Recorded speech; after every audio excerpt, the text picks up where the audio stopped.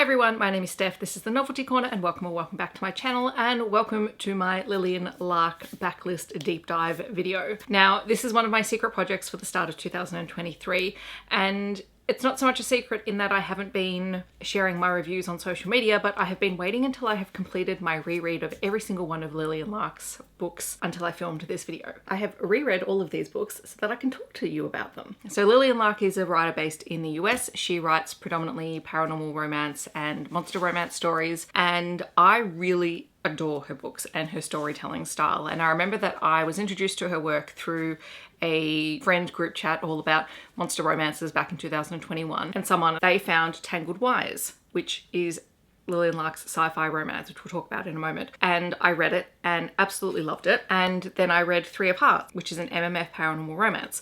And since then I have read everything that Lillian Lark has released. And I've even been on her ARC team for a few books as well. And I just really enjoy her writing style. I enjoy her characters and the world that she's built up and the way that they're all connected. And it makes me happy. So we're going to talk about them today. So when I reread them, I read them in publication and series order.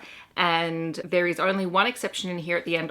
I'll suggest a reading order that incorporates 2 of her series and the order that you should read the books in that is different from reading if you just read straight through one series. But yeah, let's talk about the books. So we're going to start off with her Vigilante, which is a serial killer thriller romance. And this one is fairly short. It was published in 2020. And this one is about Evelyn Michaels, who is the FBI agent in charge of hunting down a serial killer. And we open the book, she's at a new crime scene and something doesn't feel right about this crime scene to her. Everyone seems to think it's the serial killer, but it doesn't sit right with her and she believes that it's a copycat. And so she breaks the rule that she has with this serial killer and she calls him because he's been contacting her. And for the first time she contacts him. This one phone call entwines their relationship and suddenly she finds herself in the crosshairs of a copycat serial killer and the vigilante needs to save her life. It's a really fun story. In a lot of ways I wish it had been slightly longer so that we could flesh this out a little bit more, because it's sort of told in stages from this case where their paths begin to really cross to the future, where Evelyn has sort of reevaluated what she wants to do with her life and has to make a decision about whether or not she wants to stay connected to the vigilante. And I just really enjoyed it. At times, I will say in this book, the pacing does feel a little bit off, but not so much that I didn't enjoy it and that I didn't enjoy it on a reread. Content and trigger warnings in here for unprotected sex, for guns, for violence, for death. It's a thriller. There's a serial killer. There's a lot of murder going on. If we're talking tropes, we've obviously got a serial killer. It's also enemies to lovers. And there is also a one-night stand in here. That becomes something more. Then we have Tangled Wires, which is a dark sci-fi romance. And this one is very, very dark. There are content and trigger warnings in here that deal very strongly with suicide. There is some graphic depictions of suicide and the aftermath of that on page. So be aware of that and look after yourself if you choose to pick this up. But this is such a good book. So this book is told from the perspective of Charlotte. And Charlotte is the daughter of a very successful, very wealthy businessman who has passed away. And she has just returned to work after taking a sabbatical for a few months. And everything just feels a little bit off to her. Her mental health is not great. She is not in a great place, but she's coming back to work and she has to face Matthew, who was her father's protege and who has taken over the role of CEO of her father's company. It's kind of like a biomedical bioengineering field. And Charlotte and Michael were raised together by her father, but they're not blood related. Then we find out that Michael may not even be human. He was an artificially created being and he is so lifelike and so real that it starts to blur lines for Charlotte. And she begins to discover things about the death of her father and about her own mental health through her relationship with Matthew. And I love these characters a lot. I absolutely adore Matthew, who in a lot of ways I wish in this book we had gotten Matthew's perspective. We do get Matthew's perspective in A Tangled Christmas and he's just kind of adorable. Even though we start off thinking that he is this master manipulator of Charlotte trying to take control of her father's business empire, but we find out he's absolutely devoted to Charlotte. And this is probably one of Lillian Lark's books that I have not been able to stop thinking about since I first read it. I may not have reread it many times, but it's a book that I just find myself thinking about from time to time because it was so intriguing. So along with the discussions and depiction of suicide on here, there's a lot of discussion around mental health and flashbacks and nightmares of traumatic events. In terms of tropes, you have an artificial intelligence, you have a hate to love relationship, a virgin hero who also happens to be a possessive worshipping hero. So, I mean, what's not to love about that? And there is some really awesome caretaking scenes in this book as well. All right, then we come to the Harpies of a Feather series, of which there are currently 2 books out, and I think there are supposed to be 3 eventually. So there is 3 of Hearts and Pair of Fools. These 2 books also interconnect with the Monstrous Matches and Love Bathhouse books. So I'm going to talk about this as a series first, and then I'll talk about the order in which you can read the other 2 series. 3 of Hearts is an MMF paranormal romance. This series is about a family of harpies, and we find out that harpies are usually born as triplet sisters, so each book follows a different sister. And in this book, we're following Zeph, who is asked to help out on a case to draw out someone who is doing very bad things. There are a few other people who are also on this case, Greg and Asa, and when Zeph is hurt on the operation, Asa takes her back to his place to look after her and care for her until she's okay. We find out that Greg and Asa have had a relationship in the past. It's failed. Greg is a werewolf, Asa is a demon, and Asa recognizes an opportunity to reconnect with Greg because he thinks Zeph might be the missing link in their relationship. And it's a very complicated triad relationship because harpies have very specific ideas and notions of their role within a relationship, and the fact that they don't stay with their males. They're very independent, very much we will protect our own. And so the idea of being mated to these 2 males is really confronting for Zeph because it challenges the way that she's been raised. And Greg is struggling because he'd always thought that Asa was his mate, but then he'd begun to feel restless, and so that's why he'd ended the relationship, and suddenly he's now got feelings for both Zeph and Asa, and it's all very complex. And Asa is sort of the one trying to show them that there isn't just one way, that they can forge their own path forward. This one is really interesting because having read all of her later books now, I can see how Lillian Lark has grown as an author from this book, because I absolutely loved this and I really loved coming back to it, but I can also see where the growth for her has been as an author in terms of her storytelling style. The content and trigger warnings in this one, there is kidnapping, there is sort of a supernatural trafficking ring going on, there is a really strong matriarchal society depicted in here, with which to me includes unclear perceptions of non-binary and transgender characters. Not that it is mentioned in this book, but just something that made me think, I wonder how that would be tackled in here. I think Lillian Lark would do it really well, but in terms of the structure set up in this book, I don't know how it would fit in. There is also a birthing sequence at the end, so if you're at all squeamish, maybe not the best scene for you. In terms of tropes, we have a second chance romance between Greg and Asa. We have shifter, we have a demon, we have bisexual representation. There is a pregnancy, it is MMF with swords crossing, and it was delightful. The second book in the Harpies of a Feather series is Pair of Fools, and this one is about Zeph's sister Sophia, who is trying to make it on her own sort of as a private detective, but she keeps being one-upped by a demon named Mace, who we met in the first book. Mace happens to be a friend of Asa, and Mace is just a delightful character. I absolutely adore him. At the end of 3 of Hearts, Sophia owes Mace a favor, and at the start of this book, he comes to collect it. He needs to be soulbound to someone who is living on the earth plane, or else he'll fade away. And this helps tether him to the human world. It also ties them together because Sophia can constantly feel this bond, and it's driving her crazy because harpies are incredibly sensitive to magic. As a result, they need to spend more time together. They are forced to confront their feelings for one another. Again, the way Sophia has been raised is challenged by the fact that she recognizes eventually in Mace a partner that she could see herself with long term. And I had just forgotten how much I absolutely adored their dynamic in here. They're both incredibly independent characters. They push each other because of their independence, and they're trying to find a way to keep the other person while also keeping the core of who they are. But also at the same time, Mace is absolutely besotted by Sophia. He is just so gone for her. It is adorable because he is such an alpha independent character, and he just wants her so badly. Content and trigger warnings in this one. There is mentions of suicide in here. There is the mentions of death of a sibling. There is more violence, more gore, and also that trafficking story that started off in the first book. In terms of tropes, you have enemies to lovers, a scarred hero, forced proximity. There is a little bit of breeding kink in here. You have demons and harpies and all other supernatural creatures as well. Absolutely delightful. Then we come to the Monstrous Matches and the Love Bathhouse books, which all fit in the same series. The Love Bathhouse books are novellas, the Monstrous Matches are the full-length novels, and they all fit into a timeline order. So we're going to go through it in that timeline order. Starting off with Stalked by the Kraken, which this book, I had forgotten just how much I love this book until I reread it. So this is about a matchmaker and a kraken.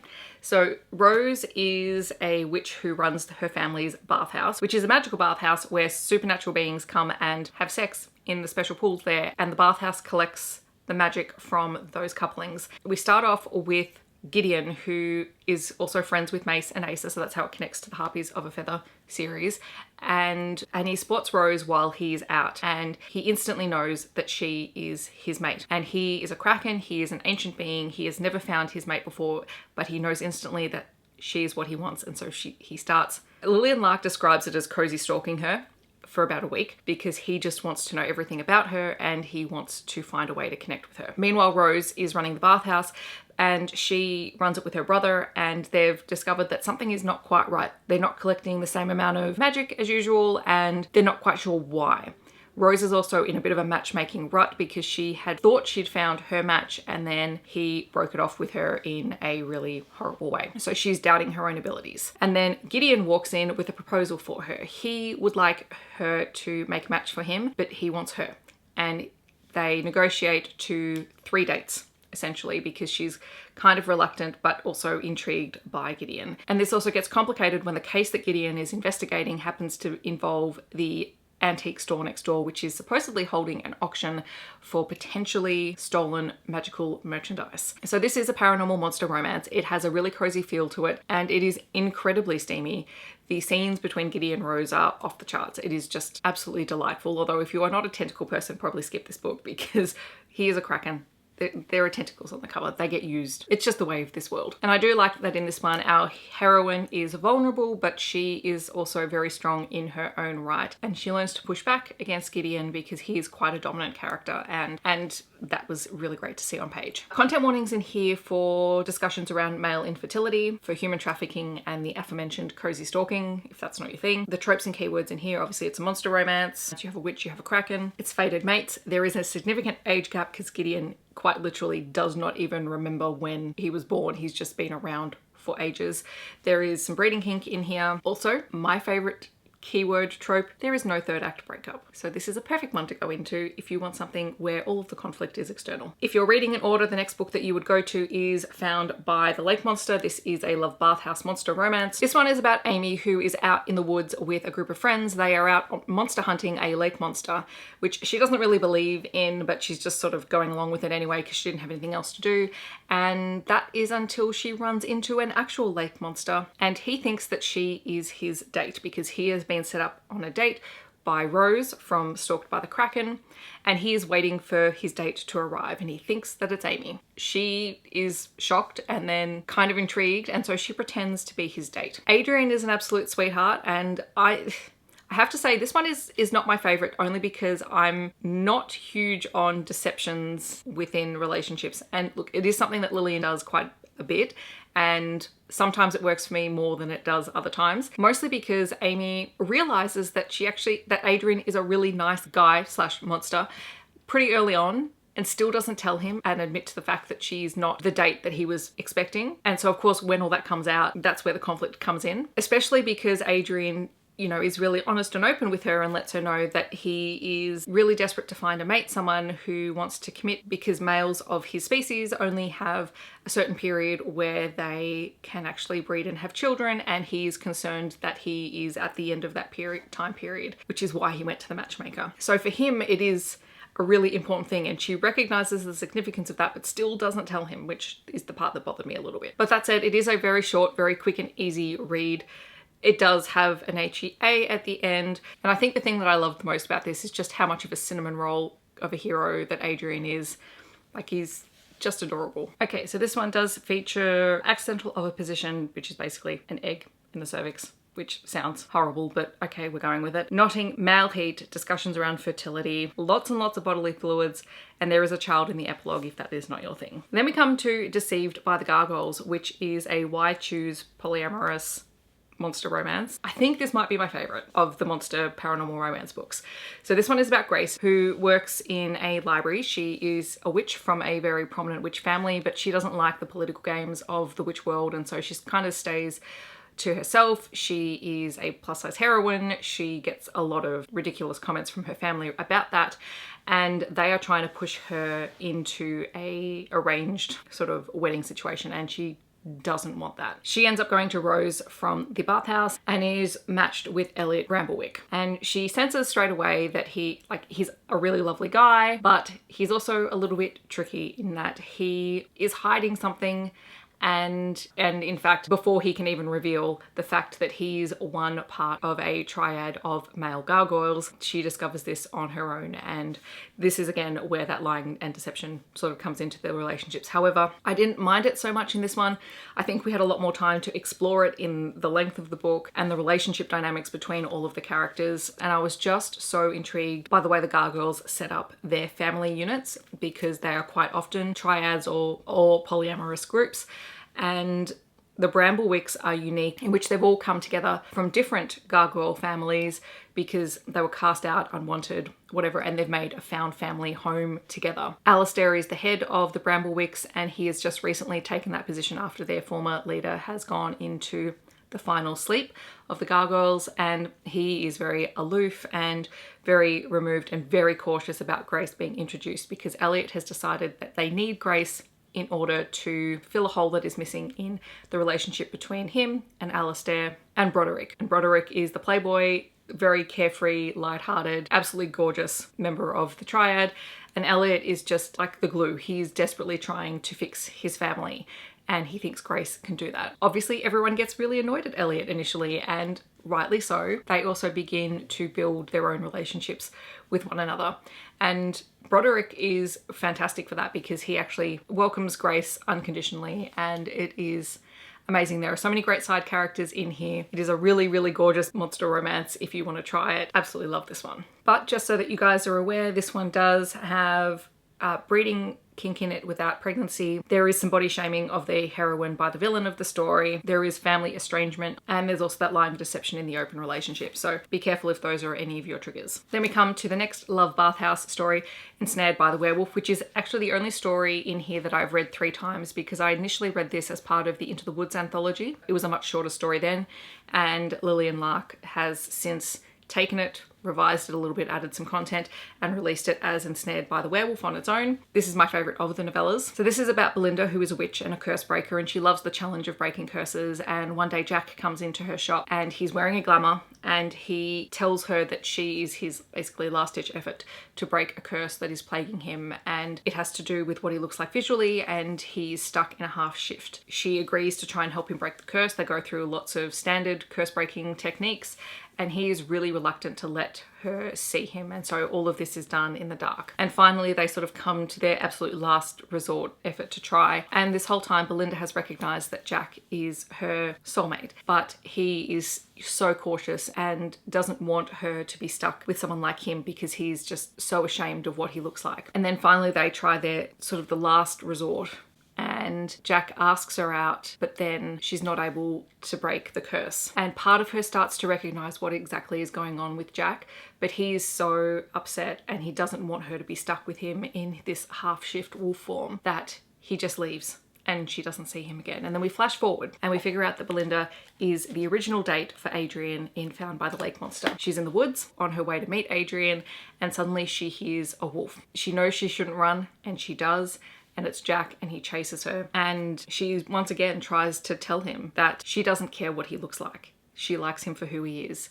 And I loved this story because they're both precious characters. Like, Belinda never really gives up on Jack. And eventually Jack realizes that Belinda is not just paying lip service to him. She really wants him. Another fun fact, Jack is one of the workers for the Bramblewicks. They own a construction business and Jack works for them. Tropes for this one include a rejected mate, a witch, a werewolf, curses and curse breaking. There is primal kink and chasing. There is knotting, breeding. There is some non-con oral in here as well as concepts of soulmates. So I really love this little novella. It's great. And then the final book is Ensnared by the Basilisks. This is Lillian Lark's most recent release. This one is another MMF triad story. It does also involve some manipulation on the part of one of the love interests in the story to try and get everyone together. So in this one we have Amelia, who is the best friend of Grace from Deceived by the Gargoyles. They both work in the same place. And Amelia is human, and one day while she is working on a magical book, she suddenly ends up cursed. And now she has snakes for hair, a la Medusa, and she can turn people to stone with her gaze. And this absolutely freaks her out. When this sort of goes awry in the workplace, they need to call on her boss Jasper, who is a basilisk. and is able to then get her to his former partner, Ari, who is a much older basilisk with much stronger magic. And Ari has been trying to get Jasper to commit to being bonded or being mates, but because of Jasper's family past and some stuff that's gone on in this serpentkin world, Jasper and his family are outcasts, but Ari doesn't care about that. However, he sees Amelia as an opportunity to show Jasper that there is another way, and they're all attracted to one another. They all know that Ari is scheming something, but they don't know what. And when it all comes to a head, Ari does get his comeuppance in quite a public way. But by that stage, there is this strong connection between all three of them that really makes the story work. I think the thing that I really appreciated most about this book in particular is the fact that Amelia really struggles with her transformation. And what we see through the course of the book is how she goes from being absolutely terrified and wants it gone. She's determined to get this curse lifted, to eventually being able to not only control her abilities but also embrace them and recognize that she is a strong woman and that she's capable of managing this, and it doesn't have to change who she is. And we see that through the course of the book, and I think that is probably the strongest thing about the story. I also loved Jasper, who is just so scared of his people taking away the things that he cares about, so that he literally keeps everything at a distance. And even Ari, who's manipulating everyone, is endearing in the way that he wants to do it, because he is desperately in love with Jasper and he falls in love with Amelia. And he wants them to all be together, and he thinks that this is the only way. And because we get all three of their perspectives, I think we get a better understanding of that, and that makes it feel less weird and icky. I really enjoyed this. All of Lillian Lark's books are really steamy. This one is no different. I will say in this one, there are content and trigger warnings for anxiety, for snakes. If you don't like snakes, beware. Bullying, family estrangement. There is death of the family, which is mentioned. It's historical enough page. The deceptive and manipulative partner, and also pain play and biting. In terms of tropes, this one is why choose. It is MMF. The swords do cross in here. The two male characters were in a relationship before they met the female character. You have a curse. You have a boss-employee relationship, which sort of makes it a workplace romance as well. You have a chosen one trope in here, and if you read, you'll find out why. A slow burn. Again, it's a monster romance. You have multiple point of views. You also have DP and DVP in here as well. So those are all the books. I apologize, this is an incredibly long video. However, I did say that I would also give a suggested reading order for the paranormal romance books. I think the best way to read these books is to start with Three of Hearts, then go to Stalked by the Kraken, because in Pair of Fools, you have a reference to the fact that Sophia is not allowed in the bathhouse, and that happens in Stalked by the Kraken. Three of Hearts, Stalked by the Kraken, Pair of Fools, Found by the Lake Monster, Deceived by the Gargoyles, Ensnared by the Werewolf, and then Ensnared by the Basilisks. So that is my Lillian Lark deep dive. I hope that you enjoyed getting to know these books a little bit more. And I hope that if you haven't tried Lillian Lark before, you're intrigued to try something of hers. The majority of her books can be read as standalones, so you could probably pick up any one of these if you wanted to and just give it a shot and see if you gel with her writing. If you have read any of these stories, I'd love to hear your thoughts on any of them down below. Or if you want to let me know that you're here, feel free to leave your favorite colored heart emoji down below. Otherwise, I hope that wherever you're on the world, you're staying safe and healthy, and I will see you in my next video. Thanks so much for watching. Bye everyone.